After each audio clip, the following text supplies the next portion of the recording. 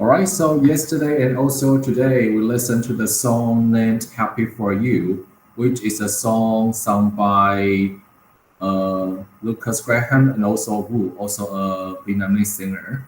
And here let's take a look at some of the questions probably you missed out. Like for this one, I heard you are moving on and how you got it figured out. So there will be one of the sentence pattern we're going to talk about later. So let's talk about this one later anyway. And in which language? So as I mentioned, he is a Vietnamese singer. So some of the parts will be sung in the language of Vietnam. And then for this one, once you left, I went to space. I don't recognize this place, right? So there will be space and place, all right? So you have to pay attention to the difference between space and also place as well, all right? Then let's shift back to the key sentences I'm going to talk about today here very quickly. So let's take a look at this one. So the very first sentence probably you will know will be I can't help but wonder. And also another sentence will be we swore we couldn't live without each other. So each other. And you got it figured out.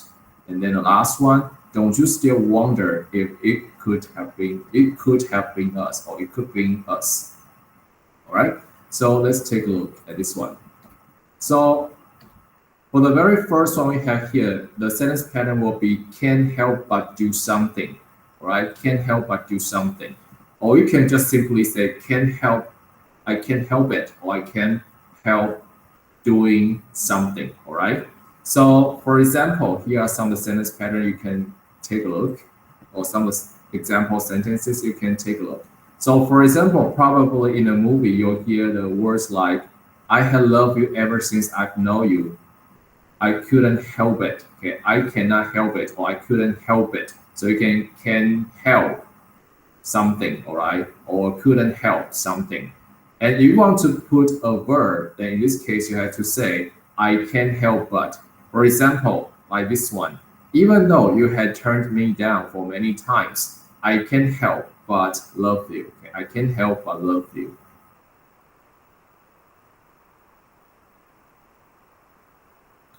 Then we are going to talk about the differences between each other and one another, and also other and another. And basically, as you can see from your right hand side, for the words each other and one another, basically they are quite the same. So in most of the cases, you can just use these two phrases in the same way. For example, we can look at first sentence right here. It says, the teacher tells students to treat each other with respect. So you can also say, treat one another with respect. Or you can also say like, the teacher tells his student to befriend one another. So befriend here is used as a verb, which means you try to make friends with someone. So in this case, you can also say like, the teacher tell his student to befriend each other or befriend one another. So which means you can make friends with each other or you can make friends with one another. Okay, befriend. And also, another point I'm going to talk about here today will be other. So for other, usually you will put a plural forms behind. For example, like other teachers, other classes, or other tables, other chairs, other books. So for example, for the sentence we have here will be other teachers are also teaching online now. So we have different classes right now, and other teachers are also teaching online now. For another one, another, usually we will put a singular noun behind, which means the noun without s. So for example, like another class, another book, or another chair, another table, another cup, another dish, for example. So for example, we say another class will start soon. All right, another class will start soon. So please pay attention to the differences between these two words. Usually we use other with a plural noun, which means nouns with s ending, like other teachers, other books, other magazines, other classes, other schools. And we use a singular noun, which means the nouns without s ending with another. So we'll say another class, another book, another teacher, or another school, for example, right? So here will be sentence number 1 and also sentence pattern number 2. Then let's move forward a little bit. So there will be 2 other things I would like to mention. There will be have, make, and let. So basically, probably in your junior high school classes, your teacher probably will tell you that make, like have, make, and let, and get, they are the same. And you can say, I have someone do something, I make someone do something, or I get someone to do something. And you can also use it with a passive voice. For example, I had it done, all right? So you had something done. Or I had my hair cut, for example. And you say, let something be done. For example, please let it be done by tomorrow. So there'll be let something be done for the passive voice, as you can see here. So probably it's kind of vague here. So probably we can take a look at some example sentences we have here. So for example, like the first one, my mom had me clean the toilet. Okay, so which means she told me to clean the toilet, right? For these 2 sentences, the voices are not that strong. So basically, probably your mom just had you clean the toilet. Your mom told you to clean the toilet. But probably yesterday you are kind of felt quite lazy and you didn't want to move your body. You just want to lie on the sofa, and probably your mom or dad will become quite angry. And in this case, they will force you to clean the toilet. So usually for the word made, my mom made me clean the toilet. Or you can say, my mom forced me to clean the toilet. These 2 verbs are stronger than the first one, like have and tell. And make, because you want to make someone do something. You want to make it happen. So usually the voice is stronger, just like my mom forced me to do something. So even though these 2 words are very similar, but they are different in some of the ways. For the word have and tell, these 2 verbs are not that strong. But if you use the word like make or force me to do something, these 2 verbs will be stronger. And the last one we have here will be, my mom finally let me go with her. Usually in this case, we will not say, my mom finally let me clean the toilet. That sounds quite weird. That's because unless you are in a situation like this, oh mom, please let me clean the toilet. I really want to clean the toilet. Please let me clean the toilet. In this case, you will say, my mom finally let me clean the toilet. But I don't think there'll be something that will really happen in your life. So basically, we don't use let. Because let, which means you allow someone to do something. So there will be certain kind of like, you try to say, oh, please let me do it. So basically, if your mom wants to go out and go shopping and probably you really want to go with her, and you say, please let me go with you. Like in this case, and probably in the end, your mom finally let you go with her.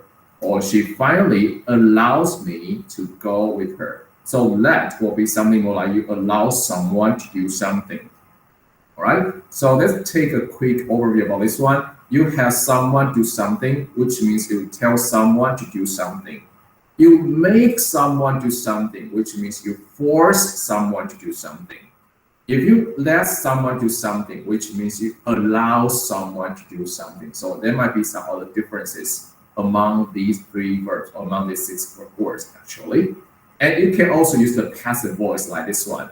I had my hair cut, which means my hair was cut and I had my hair cut. So that's kind of passive voice. And also for that, usually you use the passive voice, especially for the king or the god, someone who is a higher rank. And you use a word like this one. God, let the land be showered by rain. Or God, let the man be killed. Oh, sorry, probably not. There will be the king, let the man be killed, for example. So there will be someone who is a higher rank and let something happen or let something be done. There will be the word for let, for example.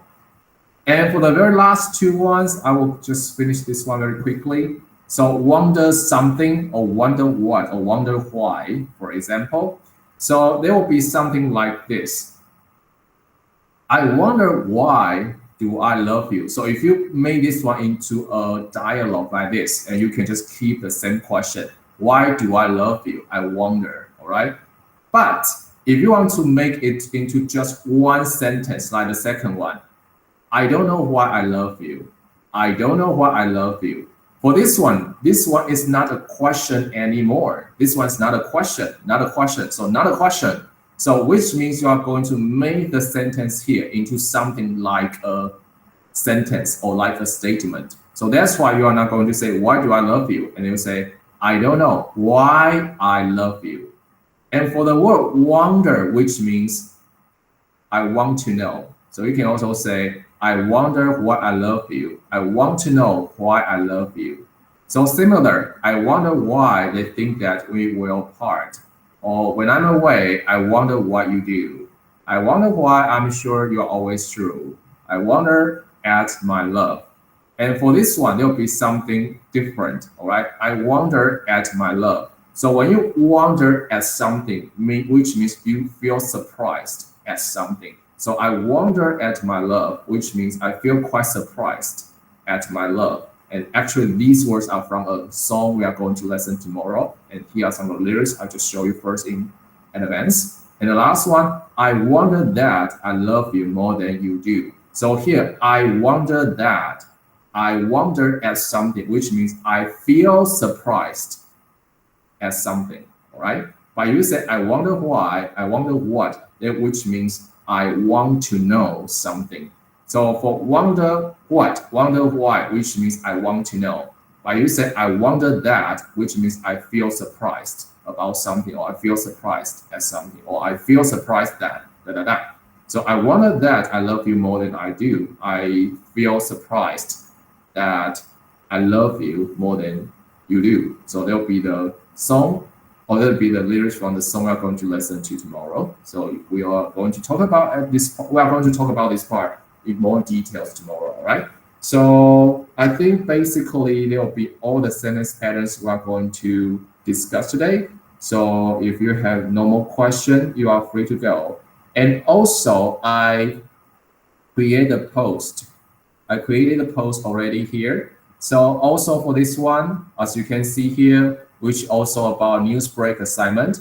So in other words, you are also going to take a look or read through two news articles after you watch the news report, and then please copy two sentences from two different news articles by making comments right here. All right. So overall, how many sentences are you going to copy here? Please type your answer in the chat box. How many sentences? Okay. So in other words, how many news articles are you going to read? Please type your answer. All right. And how many news reports are you going to watch? Please type your answer. Yeah, also two. All right. So I think that'll be all about for today. So see you tomorrow. I hope you can enjoy your lovely lunch. All right. See you around.